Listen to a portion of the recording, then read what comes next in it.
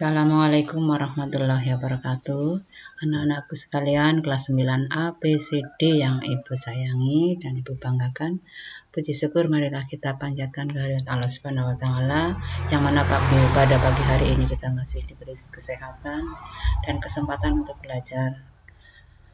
Kemudian sebelum kita awali pembelajaran, marilah kita berdoa sebentar. Selesai. Anak-anakku sekalian, pada kesempatan minggu yang lalu Ibu telah menyampaikan materi tentang kesebangunan dan kongruensi. Untuk syarat-syarat dua bangun yang sebangun adalah pertama, sudut-sudut yang bersesuaian sama besar, sisi-sisi yang bersesuaian perbandingannya sama. Kemudian untuk kongruen, sudut-sudut yang bersesuaian sama besar dan sisi-sisi yang bersesuaian sama panjang. Kalau tadi sebangun perbandingannya yang sama, tetapi kalau kongruen sama, ya, tidak pakai perbandingan. Jadi saya ulangi di sini untuk syarat kongruen, sudutnya sama besar, sisinya sama panjang. Contoh di sini bisa kamu perhatikan ada 4 jajar genjang. Di sini kamu pilih mana yang kongruen. Kita lihat dulu sudutnya. Ingat, pada sudut yang berdekatan harus berjumlah 180 derajat. Sehingga kalau di sini 40 otomatis di sini 140. Sehingga apakah gambar 2 memenuhi? Di sini 42 berarti kalau yang bersesuaian 180 kurangi 42 138. Tidak mungkin.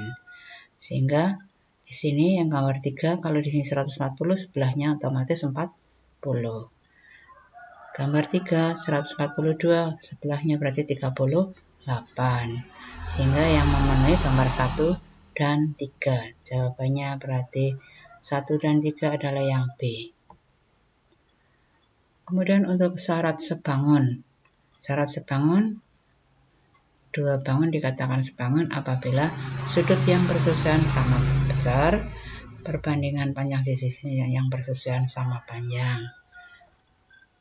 Contohnya di sini ada trapesium yang besar dan kecil.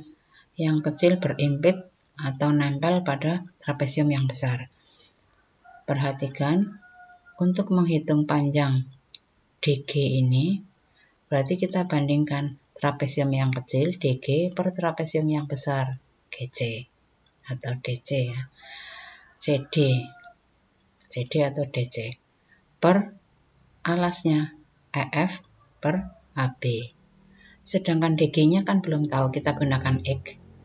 Sehingga panjang DC dari sini ke sini X tambah 9 per X tambah 9. Terus sama dengan perbandingannya alasnya 28 per 40.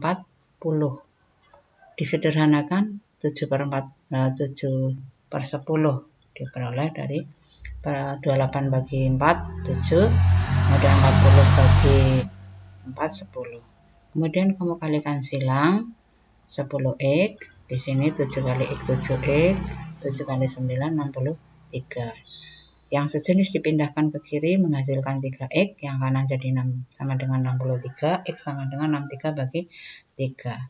X-nya sama dengan 21. Sehingga panjang DG di sini 21. Maka kalau ditanyakan DC, 21 ditambah 9 sama dengan 30. Paham sampai di sini untuk contohnya? Kita lanjut pada segitiga. Kalau tadi bangun. Jadi bangun itu bisa bangun datar sembarang ya, bisa segi 4, bisa segitiga. Kalau di sini khusus untuk kongruen segitiga. Pada segitiga tadi sama syaratnya, yang kongruen sudut yang bersesuaian sama besar, sisi yang bersesuaian sama panjang. Perhatikan, kemarin sudah dibahas tentang sifat dari kongruen segitiga. Bisa sisi-sisi, bisa sudut sisi sudut. Nah, perhatikan soal ini. Tunjukkan bahwa segitiga KLM yang kiri akan kongruen dengan segitiga PQR. Kita lihat sudutnya yang diketahui, sudut L, tandanya silang, akan sama dengan sudut Q, sama-sama tandanya otomatis besarnya sama. keterangannya diketahui. Nah, ini adalah kesamaan sudut. Kemudian sisi yang beri tanda strip yaitu LM sama dengan QR, ya, sama dengan QR. Ini sudah diketahui karena sudut pada gambar sudah ada tanda stripnya, maka diketahui keterangannya. Dan ini kesamaan sisi. Kemudian pada sudut M yang ada tanda huruf O sama dengan sudut R, ya, ini juga diketahui.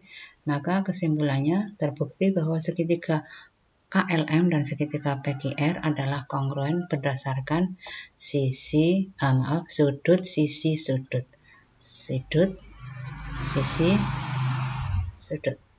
ya. Sebutkan sudut-sudut yang sama besar dan sisi-sisi yang sama panjang. Berarti kamu perhatikan dengan melihat tandanya, ya. Sudut yang sama besar berarti sudut L sama dengan sudut G, sudut M sama dengan sudut R, sudut K sama dengan sudut P. Kalau yang sisinya berarti LM sama dengan RG, MK sama dengan apa? Yang sudut lingkaran atau O sama kosong, berarti ini O sama kosong berarti RP. MK sama dengan RP, sisi MK sama dengan sisi RP, sisi LK berarti sama dengan PQ, ya, LK sama dengan PQ. Ini belum ada keterangannya untuk jawaban yang B, ya. Nanti Ibu beri keterangan lagi. Berikutnya syarat kongruen tadi atau sifat-sifatnya yang kemarin sisi, kemudian dua pasang sisi dan sepasang sudut, berarti sisi, sudut sisi, kemudian dua pasang sudut yang bersama-sama besar dan sepasang sisi yang sama panjang, berarti sudut-sudut sisi bisa seperti itu. Perhatikan di sini, berarti kalau di sini kamu lihat ini kesamaan atau kongruen segitiga ini yang kiri dan kanan, yaitu sisi sudut, ya. Sisi ini kan dipakai oleh dua segitiga yang kiri dan kanan, otomatis sama, sehingga kesamaannya di sini sisi sudut kiri dan kanan otomatis sama. Kalau di sini siku-siku otomatis yang kiri siku-siku, karena 180 dibagi 2 kan 90-an. Pasangan sudut yang sama besar berarti sudut ini POR dan QOR. Di situ tidak ada, ya. QOR sama dengan ini berarti salah. RPO dan QRO, ya. RPO dan QRO. RPO dan QRO berarti ini apakah sama dengan ini? Tidak, ya. Kemudian yang sama adalah yang OPR dan QOR yang D. OPR berarti sini dan OQR berarti ini. Berarti P sama dengan Q. Yang betul adalah jawaban yang D. Kita lihat pada kesebangunan tadi pada segitiga. Dari keterangan tadi ada beberapa rumus yang harus kamu pahami, ya. Antara lain di sini ada contoh soal lagi. Yang berkaitan dengan segitiga yang sebangun. Buktikan kedua segitiga di atas sebangun. Caranya tadi kamu bisa membuktikan ini. Kan tadi bisa sisi. Kita membuktikannya boleh dengan sisi semua.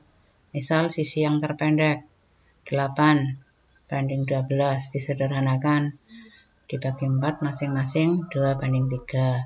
10:15 disederhanakan 2:3, 12:18 disederhanakan 2:3. Jadi karena sisi-sisi yang bersesuaian perbandingannya sama, maka kedua segitiga ini sebangun. Sudut yang bersesuaian berarti sudut A 38 yang sama-sama dengan sudut A mana?